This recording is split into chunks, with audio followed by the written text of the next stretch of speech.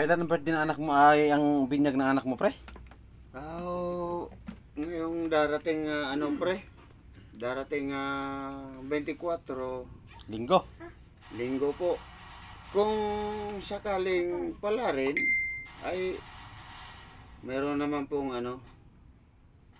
meron naman po siguro magbibigay sa akin ng konting para sa natin pagkain.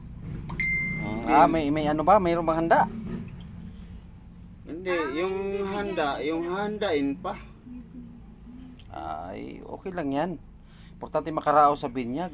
Oo, kasi Ilan yan? Dalawa, di ba?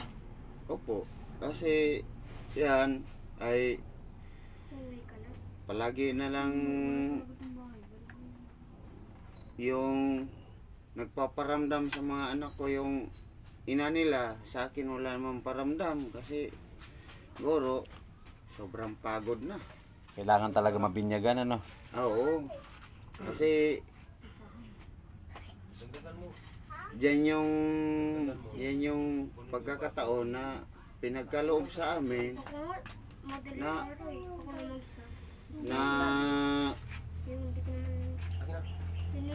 pinagbigay sa amin ni Lord niya. Ganyan nga pagkakataon nga, may isang baby pang pahabol. Sawa naman ng Diyos, nakalabas yan ng matiwasay doon sa... Pero nakuha na yan na tawag nito, na nailista na yan sa pila na sa binyagan yan, ano? Oo, confirm na. Confirm na. Ayun ang mahalaga doon, mabinyagan yung mga Okay bata. na yun. Kahit maglakad kami mga ninong at ninang doon. Pero Marami hindi bang naman. ninong mo? Marami? Marami kasing pre, marami yung naging gusto yung mga nino. Maraming gustong magninong at saka magninang. Ang problema kasi hindi magkasya doon sa ililista kasi ang front, kailangan front mismo. And ang naging front ko wala pa dito. Kaya nga nagsabi ako pre nga baka sakali meron kang kilala nga babae diyan nga pwede natin sub muna doon sa kapron kasi wala siya rito. Oo, ganon sa madaling salita. Ngayon ito total tuloy naman na yung binyag. Bala na kung merong pagdarausan ditong konting bagay kasi alam mo naman dito May handa naman. Bakit importante yung handa, no? So ayan guys, no. Ito po yung magbibinyag. So ito ang nila, no. munting tahanan Yung mga anak nila, yung bibinyagan. At ito po yung tatay ng bibinyagan sa dalawa. So ngayon na pre, ang tanong ko sa iyo pre, kung sakali may magbibigay sa iyo ng tawag nito, kung sakali may magbibigay sa iyo ng tulong para sa pangangailangan ng anak mo, ano naman ang gusto mong matanggap kasama na ngayong Pasko? Di, ang gusto ko lang matanggap pre, bukod sa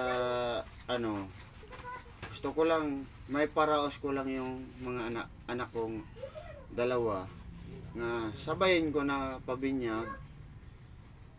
O nga, marami nga yung maging ninong at ninang. Pero siyempre yung pinansyal kakahiya naman sa mga ninong at ninang na wala kong may pakain sa kanila. Pero ipaparaos natin yan pre. Paparaos natin kahit papaano. Hindi... marami pang kailangan, no, tulad ng bigas. Oo. Ng numero 1 yun. Gatas. Pero mas maganda Gatas, mga baby, gatas. yun. Gatas. Mas maganda mga gatas, ano? Kasi maliit pa yung bibi ko.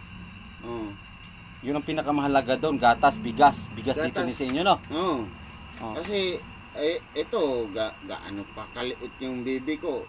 Ito pre, kasi hindi naman lingid sa kaalaman dito lahat ng mga kapitbahay ko at saka mga kilala ko talagang hikahos. Maraming na kilala.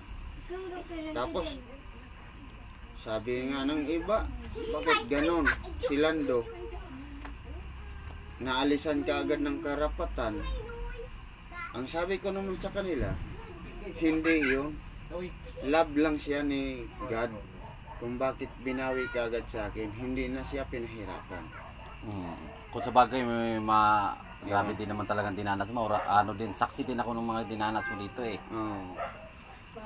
Ngayon pre, ang magiging katanungan natin dito, kung may isang tao pre na magbibigay sa'yo ng mga groceries pre,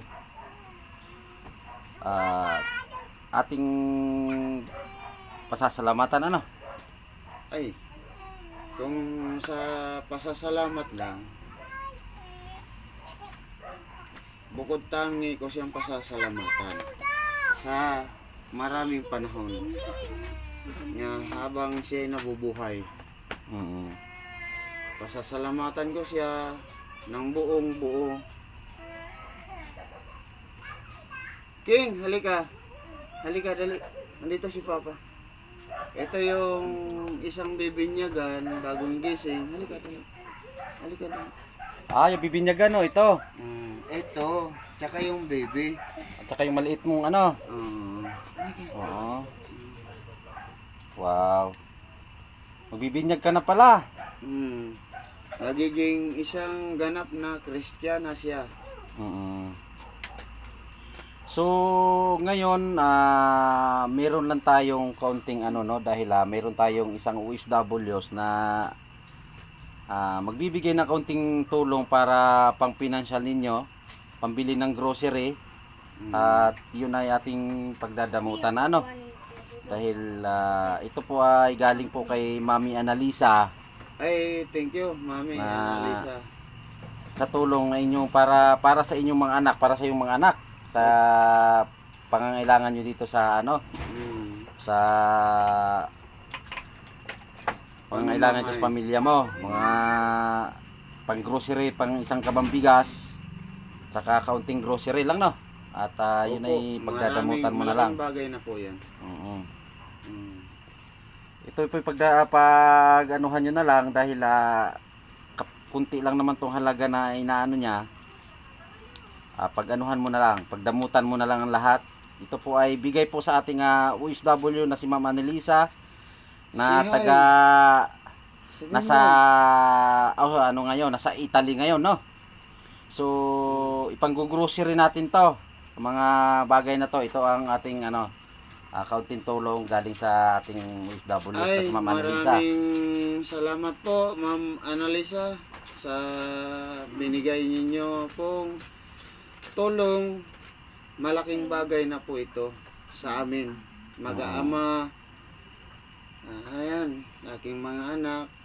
Pero hindi pa naman kami kumpleto ditong mga anak ko kasi nasa labas yung ibang anak ko. At saka dadagdagan natin yan para sa pang-grocery ng ano ninyo.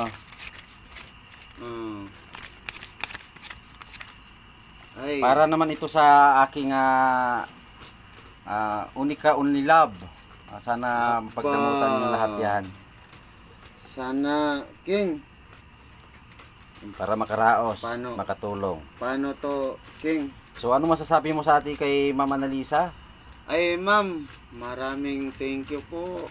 At meron po kayong naiparating sa amin na tulong. Malaking bagay na po ito na natanggap ko sa inyo. Buong buhay ko po itong tatanawin na utang na loob po sa inyo. Bilang hindi ko man kayo nakikita ng personal, at itong kaibigan ko nga vlogger nagpapahatid ng mensahe sa amin, ito ma'am, walang hanggang pasasalamat para sa iyo. Maagang pamasko nyo to sa amin. Maraming salamat po at God bless. always sa inyo. Yan po ay Ma'am, handog po ni Ma'am Annalisa para sa grocery po ng inyong pamilya, pangailangan ng pamilya sa abot ng kanyang makakaya. So dahil ang gusto rin ni Ma'am Annalisa ay buwan-buwan po makakatanggap ang anak mong bunso. opo, Buwan-buwan mayroon siyang 1,000 1,000 each para sa pangangailangan ng iyong bunsong anak. panggatas po yun. Panggatas. Opo. Yun. Mm. So yun lang no at ano masasabi ko yung Annalisa sa aking may bahay? Ay maraming salamat at saka sa may bahay ni Paring Chris. Ayun, hindi na ako makapagsalita ng marami at gawa ng masaya po ako at may naihandog po kayo sa akin para po ito dito. Pabinyag ko po. Pabinyag ko tsaka sa bibi. Maraming salamat po. Walang hanggang pasasalamat. So yun lang po no at hanggang dito na lang po. Tantabayanan lang natin yung kanilang pag-grocery para sa pangailangan ng pamilya. Yun lang po.